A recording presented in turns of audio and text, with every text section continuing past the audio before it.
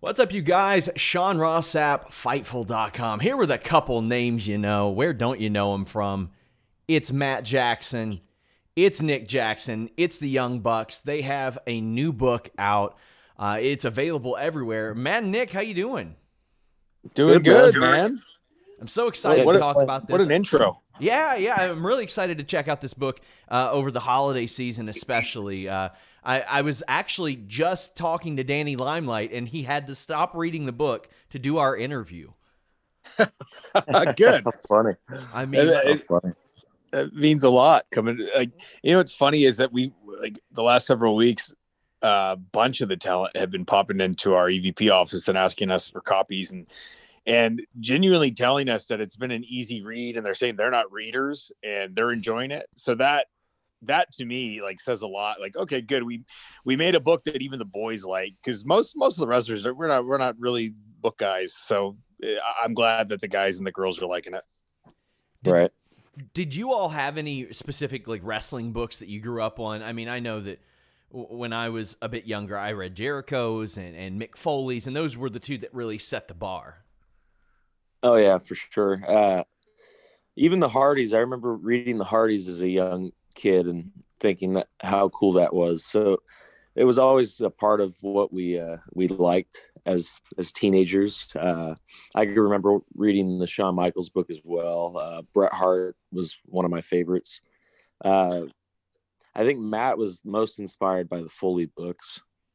Yeah, I remember being freshman in high school, and for whatever reason, my teacher in language arts had it on our bookshelf. I couldn't believe it. And anytime it was we called it SSR, sustained silent reading, I would always grab Mick's book and read it. And I ended up reading it probably 4 or 5 times, book front to back. And that maybe since it was the first one I read, that one always comes to mind. But the Chris Jericho book, the first one particularly, that one really resonated with me. And then the Bret Hart book, man, I couldn't believe the amount of detail that he put into it because of all the recordings he has. Like, those are probably the holy grail. Those 3 for me are the ones that inspired me the most. Even to this day, when I see Warlord's name, I think back to Jericho's book, and I remember him calling him Warlode. and when I would see Wardlow for a while, that's immediately what came to mind was Jericho calling Warlord Wardlow. That's great. We've seen Mick Foley write several books, and they're consistently successful. You guys are nowhere near done in your careers, I would imagine. So, I mean, is that already in your mind, like, if this takes off, which it already has, that you all might do another one down the line? I think the way we ended it, there's definitely something you can do with the second. And who knows, like you said, we're so early in our career, maybe even a third, but it was very hard to do. And I think it would have to be after we're done with wrestling or with our duties as being EVPs, because of how hard and how much work it took to get this one done. Like, I don't think we realized how hard it would be. Yeah, I think that if we ever did do another one, and immediately it's funny because as soon as we finished this book, I remember telling Nick, I'll never do it again because it was so hard. But now that, the book's done and everybody's enjoying it and I get to hold it in my hands, like, God, maybe we should do another one. It's almost like when you have a kid and you're like, I'm never doing that again. Like, that was so hard. That was scary. That was, it was like this really crazy thing that happened in your life.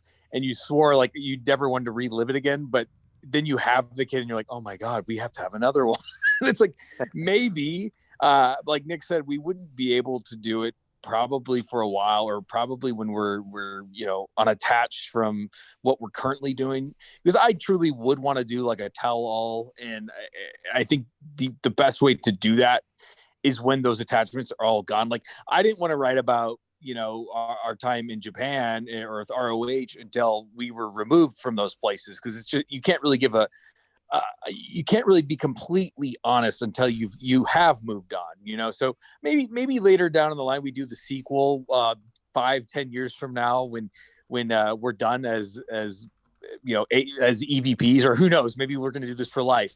I don't know, but yeah, like maybe way down the line we could do a fun part 2, I think.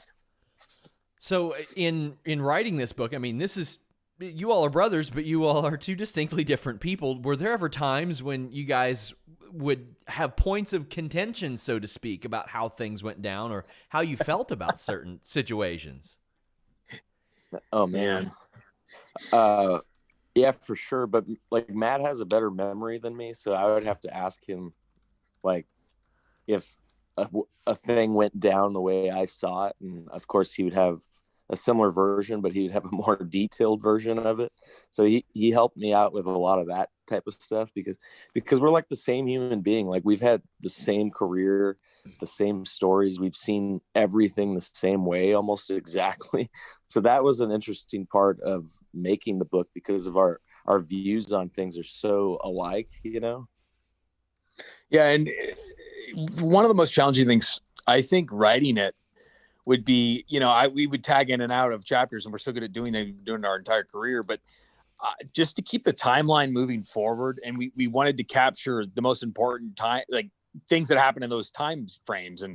And sometimes I'd be like, oh man, I really wanted to get this story in, but now my time has passed and now Nick's taking over these chapters. Like it was kind of a struggle to get all of the stuff that you wanted in there while you're trying to keep this timeline moving forward. And I remember in the beginning, I was writing with such great detail that I would show my wife everything. And at times she'd just be like, you're going to have to start picking things up here. You're 20 pages in and you're like 2 years old still. Whatever. It's like, so like there were, we had to comb through everything. And after rewrites and revisions and whatnot, I think we finally landed on the perfect amount of everything. I was very happy with it. I didn't want a super long book. Like I said, like I was writing a book every time in mine when I was on my chapters. Like I was writing a book that I think that people, younger kids would like. We have a younger demo that watches our show, so I figured I want a book that would keep their attention. I want to have chapters that are binge worthy, where like you're flipping the pages and you're going, God, I got to see what happens in the next chapter. Like, so like we specifically wanted to have each chapter end with some type of cliffhanger. We thought of it almost like we were writing the book like it was a Netflix series, you know what I mean? So you'd want to hurry up and binge it all and finish it.